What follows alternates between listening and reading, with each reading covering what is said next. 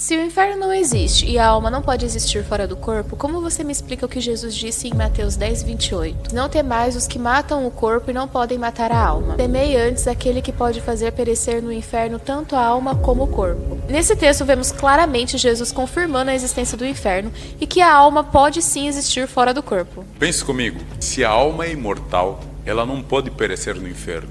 E se a alma perece no inferno, logo a existência do inferno é nula, porque o inferno foi criado para queimar as almas eternamente, certo?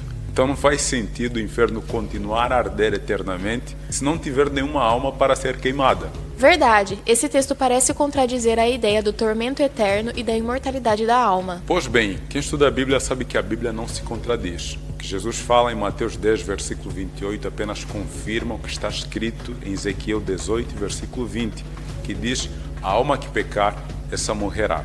E também confirma o que está escrito em Malaquias 4, versículo 1, que diz: pois eis que vem o dia e arde como fornalha, e todos os soberbos e todos que cometem perversidade serão como restolho. O dia que vem os abrasará de sorte que não deixará nem raiz nem ramo, ou seja, não vai sobrar nada daqueles que não aceitarem a graça transformadora de Jesus Cristo.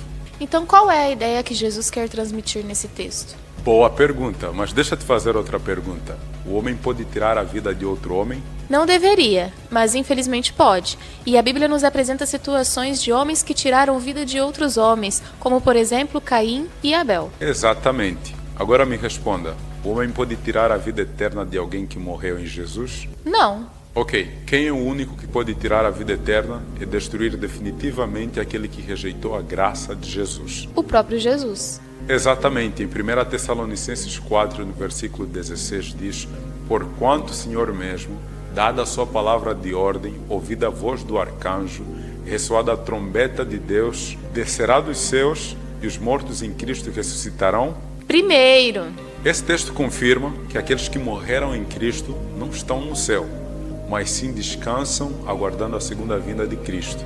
E aqueles que não morreram em Cristo? Em Apocalipse 1, no versículo 7, diz que eis que vem com as nuvens e todo olho verá, até quantos os transpassaram. Então aqueles que condenaram a Jesus vão ressuscitar para ver a sua segunda vinda? Exatamente. Jesus prometeu em Mateus 26, versículo 64, que aqueles que o condenaram o veriam à direita do Todo-Poderoso na sua segunda vinda. Ouvindo essa explicação, parece que a doutrina do tormento eterno e da imortalidade da alma anula um juízo final. Exatamente. Olha o que diz em Apocalipse 21, nos versículos 7 e 8. O versículo 7 diz assim: o vencedor herdará estas coisas, e eu lhe serei Deus, e ele me será filho. O versículo 8 diz assim: quanto porém aos covardes, aos incrédulos, aos abomináveis, aos assassinos, aos impuros, aos feiticeiros, aos idólatras e a todos os mentirosos, a parte que lhes cabe será o lago que arde com fogo e enxofre, a saber, a segunda morte. Estou começando a entender. Se lermos o texto de Mateus 10, versículo 28, em paralelo com 1 Coríntios 15, versículos 51 a 54, fica mais clara a ideia que Jesus quer passar.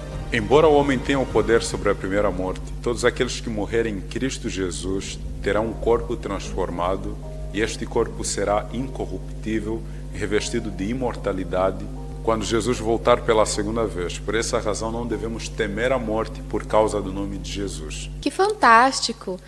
E o que vai acontecer com aqueles que não aceitaram a graça de Jesus? A Bíblia não fala da transformação do corpo dos ímpios, o que implica dizer que os ímpios, tanto aqueles que ressuscitarão por ocasião da segunda vinda de Cristo, quanto aqueles que ressuscitarão após o milênio descrito em Apocalipse 20, não terão seus corpos transformados. Então, do jeito que eles morreram, é o jeito que eles vão ressuscitar? Exatamente. Então, se morreu com alguma deficiência física, vai ressuscitar do mesmo jeito.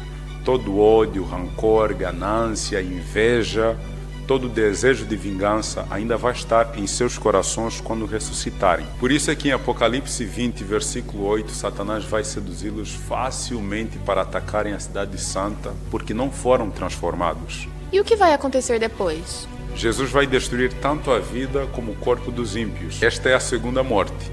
A morte definitiva, ou seja, não sobrará nenhum vestígio, como vimos em Malaquias 4, versículo 1. E um texto que esclarece bastante esta questão é a passagem de Apocalipse 20, versículo 14, que diz: então a morte e o inferno, ou seja, a sepultura, foram lançados no lago de fogo.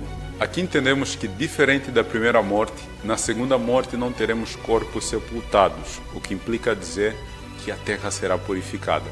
Então, se Jesus não voltar antes, todos nós passaremos pelo inferno, ou seja, sepultura. Exatamente. Em Apocalipse 3, no versículo 20, diz: Eis que estou à porta e bato. Se alguém ouvir a minha voz e abrir a porta, entrarei em sua casa e cearei com ele, e ele comigo.